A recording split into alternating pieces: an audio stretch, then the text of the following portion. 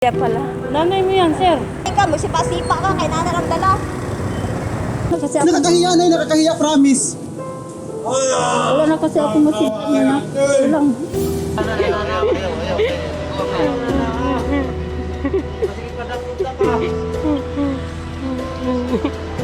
Wala pa akong pamasahe. Anak ko ni mo, dili. Taga-Sapal ako. Anak ko yun.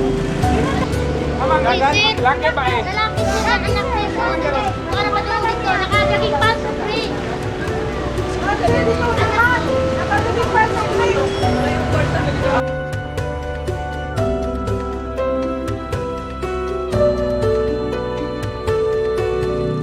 Kasi hindi ko kabisado yung lugar dito. Hindi mo pala kabisado na, ba't ka pa sumama?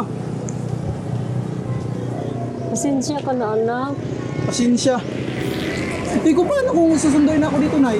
Yung asal niyang pinakita ni asal hindi pwede sa akin yun. Grabe ka, Nay. Gusto mo ba talaga mapahiya sa maraming tao, Nay? Hindi. Paano ba? Pag badlo lang siya ba nga, dili inanaon yung pagtratar sa inan. Tahurong ginggi kanan. So, magulang man na nimo. Ito pa. Atong mga anak nga walay pagtawad sa gilikanan, kinahanglan mas bawasan nila ilang batasan kay Nanay na. Hoy. Nanay mo. isag din mo kailan na matawhanan na. Sagdahon lagi nimo. Isag kadto lang nga kuan pamaagi. Baka kuan ra gyapon kang ay ni makatabang po dayta. Naman ang baduy. Grabe ka naman, Nay. Sir, bakit kami nanay mo? Kasi ito yung dala sa akin nung pupunta ako ng Davao, tapos ito. Sabi ko naman sa'yo, wag ka na sumama. Pabigat kasi, sir. Naging pabigat kasi. ganito na ang anak ko. Ganyan siya pala. Nanay mo yan, sir. Kahit na, sir. Huwag na lang. Huwag na Kung lang. hindi mo, ipaliwanag mo na maayos. Huwag kang magpinagagalitan ng nanay mo. Kasi Sorry na lang. nakakahiya talaga, Nay. Marami. Ano nakakahiya? Pinag-aaral ka ng nanay mo, di ba? Ikaw ang nakakahiya.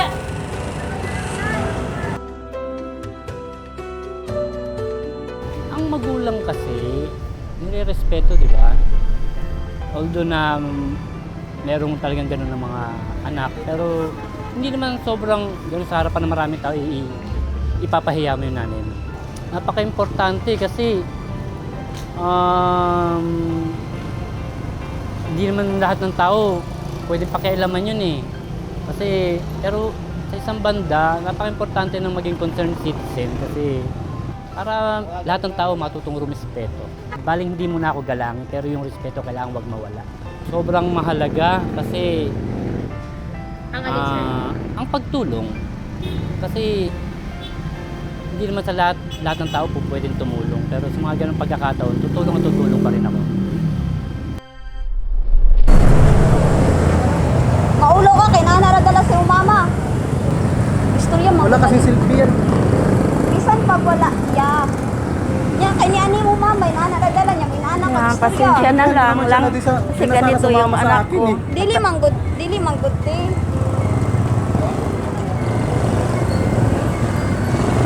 Dapat gani malipay ka, kay ni ani mo mama, niya inana day ka, magsipa-sipa ka, kay nana ng dala. Sobrang sakit para sa akin na makitang ginaganon yung mama niya, sinasabi na ganyan lang yung dala niya kasi galing siyang Manila tapos magbiyahe pa Davao tapos ganon din sinisipa niya kaya ayun sobrang sakit po talaga sa akin. Ang pagtrato bilang anak po normal po para sa atin respeto yung parents natin kasi sila po yung nagpalaki, nag-aruga at sa atin, igay tayo para kung saan yung tama. Bilisan mo. Bagal-bagal mo naman kumilos. Di ba sabi ko naman sa'yo kanina, wag ka nang sumama? Nak, hindi ko kasi kabisado ang dito. Di ba ito pa ako sumama, Nay? Di mo pala kabisado. Kaya ko naman yung sarili ko, Nay. Malaki naman ako. O tapos ano? Ano yung dala mo? Ano yan? Nanay mo to, dapat i-respeto mo. Gusto din mo. Mga damit mo. Mga damit mo pa naman yung ano. Sa dami-dami pa naman pwede Masakit po kasi may nanay din po ako eh. Malayo po kasi yung nanay ko sa amin, kaya natouch ako. Hindi ko akalaan ba may mga batang gano'n? Yung sakit kasi sa dibdib ba, makita mo na ganyan ang pag ano ng anak sa magulang. dami pa naman pwedeng paglagyan, ba't yan pa? Okay lang na. Okay lang. Ganyanin nanay mo. Habang buhay pa sila, dapat alagaan natin sila ng mabuti kasi pag wala na, sino pa naman yung alagaan natin, di ba? Para makabawi rin sa mga hirap na ginawa nila para sa atin, yung anak. Dapat ugaliin talaga yung pagtulong sa kapwa. Kahit walang kapalit, kahit naghihirap ako, nakakaraos rin. Bahala na ang Diyos ano yung ibigay sa akin. Sana mafe-feel nyo rin yung saya ko kung tutulong kayo gaya ng nadarama ko ngayon. Ang bagal-bagal mo naman tumilos. Kasi hindi ko kabisado ang lugar dito. Hindi mo pala kabisado, ma'am. Nay, ba't sumama ka pa? Pasensya ka na, anak. Tapos ano yan? Ano yan? Dala mo? Pinaglagyan ko ng gamit mo. Nilagyan ko ng damit mo. Nilagyan mo ng damit ko? Ito, Nay.